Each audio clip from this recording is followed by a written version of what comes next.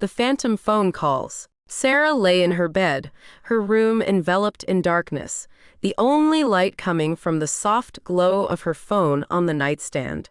It was well past midnight, and the world outside was quiet, but Sara couldn't sleep. She tossed and turned, her mind restless with worry. Just as she was about to fall asleep, her phone buzzed, waking her up with a jolt.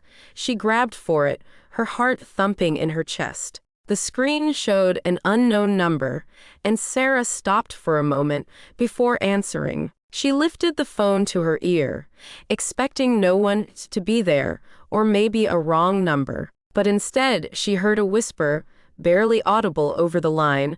"Sara," it hissed, sending shivers down her spine. "You can't escape me." Sara's breath caught in her throat as she listened to the voice on the other end. It spoke in riddles and promises of things too horrible to comprehend. She tried to hang up, to end the call and pretend it was just a prank, but her fingers wouldn't obey. The voice continued to speak, its words snaking through her mind like a dark thread. Sara felt a chill creep over her skin as she realized that this was no ordinary call. Whatever was on the other end of the line was something beyond her understanding, something sinister and hungry. And as the voice spoke, Sara knew that her life would never be the same again. The next day, Sara couldn't shake the feeling of dread that had settled in her chest. She tried to go about her usual routine, but every time her phone buzzed, she jumped, fearing it was another call from the mysterious voice. She confided in her best friend, Jess, hoping she would feel better or less worried. But when she told Jess about the calls, her friend just laughed it off. "Probably just a comedian messing with you," Jess said, waving a dismissive hand. "Don't let it get to you." But Sara knew deep down that it wasn't just a prank. There was something evil and scary hidden on the other end of the phone, something that wouldn't stop until it had completely destroyed her. She tried changing her number, even getting a new phone, but the calls persisted, each one more chilling than the last. Sara's desperation grew with each passing day, her fear making her seem crazy. She started researching online, scouring forums and websites for any information that could help her make sense of what was happening. She read about ghosts and demons, about curses and hexes, but nothing seemed to fit the eerie voice that haunted her nights. As the days turned into weeks, Sara's fear turned to paranoia. She started seeing shadows out of the corner of her eye, hearing whispers in the empty rooms of her house. She knew she had to find answers before it was too late, but she had no idea where to start. And as the calls continued, growing more insistent with each passing night, Sara realized that she was running out of time. One night, as Sara sat in her room, her phone rang once again. She paused before answering, her hand shaking as she brought the device to her ear. But this time, instead of the usual whispers, there was something different in the voice on the other end. It spoke with a clarity that sent chills down Sara's spine. "Sara," it said in a scary voice, "I've been waiting for you." Sara's blood ran cold as she listened to the voice. She knew then that she couldn't run from whatever was haunting her any longer. She had to confront it, to face the darkness head on. With newfound determination, Sara started putting together the bits of information she had found in her studies. She went to libraries and talked to people who knew a lot, hoping to learn anything that would help her figure out what she was facing. And then, one night, she found a book that seemed to hold the answers she wanted. It spoke of old practices and hidden knowledge, of creatures that lived in the darkness and shared secrets quietly. With her new knowledge, Sara braced herself for what was coming. She got candles and incense and drew markings on the floor of her room. She spoke words she barely knew.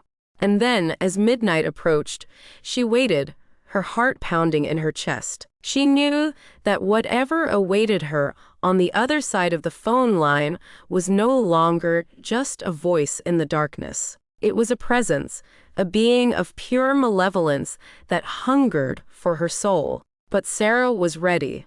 With a shaking hand, she answered the call, getting herself ready for the fight to come. As Sara answered the call, a sudden darkness seemed to wash over her room. The air grew thick with a heavy feeling, and Sara felt as though someone was watching her. The voice on the phone got louder. Its quiet words sounded all around the room like a cold breeze. It threatened Sara, saying she would experience awful things if she didn't do what it wanted. But Sara refused to back down, with every ounce of courage she could muster. She confronted the entity, demanding answers to the questions that had plagued her for so long. And then it happened. As Sara spoke, the shadows in the room began to twist and move, forming into a dark figure that loomed over her like a ghost from the underworld. Sara's heart raced as she stared into the creature's eyes that burned with an otherworldly fire. She knew then that she was facing something beyond her comprehension, something that defied the laws of nature and reason. The entity reached out a shadowy hand toward Sara, its touch sending shivers of ice down her spine. She tried to resist, to fight back against the darkness that threatened to consume her, but it was like trying to hold back the tide. Just when everything seemed hopeless, Sara remembered something she had learned in her studies. It was a special saying that could drive away evil spirits and send them back to wherever they came from. With a shaking voice, she began to say the words, her voice growing stronger with each word. And as she spoke, the creature before her began to shake, its form flickering like a dying flame. And then, with one last push of energy, Sara yelled the final words of the chant. A blinding light shone brightly from her hands, surrounding the creature in its light. With a scream that echoed through the night, the creature disappeared, leaving Sara by herself in her room, trembling but victorious. As the brilliant light faded, Sara collapsed to the floor, tired but successful. She had faced the darkness head-on and emerged victorious, getting rid of the being that had haunted her for so long. But even as she caught her breath, Sara knew that the battle was far from over. The creature may have been vanquished for now, but there were other forces at work, other horrors lurking in the shadows. With a weary sigh, Sara rose to her feet, her mind already turning to the task ahead. She knew that she couldn't rest until she had put an end to the darkness once and for all, until she had ensured that no one else would fall victim to its malevolent grasp. Armed with newfound resolve, Sara set out into the night, determined to confront whatever other horrors awaited her. She knew that the road ahead would be long and fraught with danger, but she also knew that she couldn't turn back now. And as she disappeared into the darkness, her footsteps echoing in the empty streets, Sara knew that she was ready for whatever lay ahead. For she was no longer just a frightened teenager, but a warrior, a protector of the light in a world consumed by darkness. And with that thought burning bright in her heart, Sara ventured forth into the night, ready to face whatever horrors awaited her. Armed with nothing but her courage and her determination to see the darkness vanquished once and for all.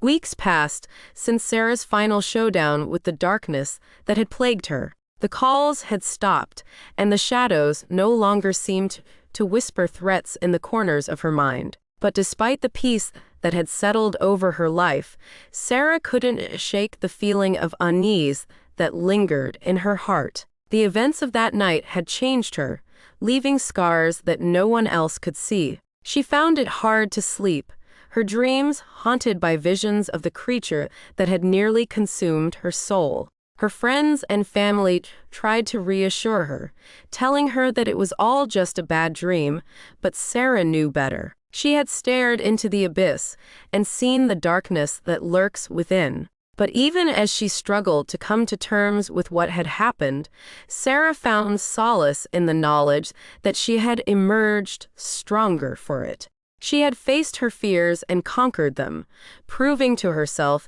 that she was capable of more than she had ever imagined. And as she looked to the future, Sara knew that she would never again be the same frightened teenager who had cowered in the darkness. For she had faced the ultimate horror and emerged victorious, a warrior forged in the fires of adversity. With a renewed sense of purpose, Sara decided to live her life as much as she could, knowing that no matter what challenges lay ahead, she would face them head-on, armed with the knowledge that she was stronger than she had ever thought possible. And as she walked into the light of a new day, Sara knew that she was ready for whatever the future held. Ready to embrace whatever darkness may come, secure in the knowledge that she would never again be alone in the night.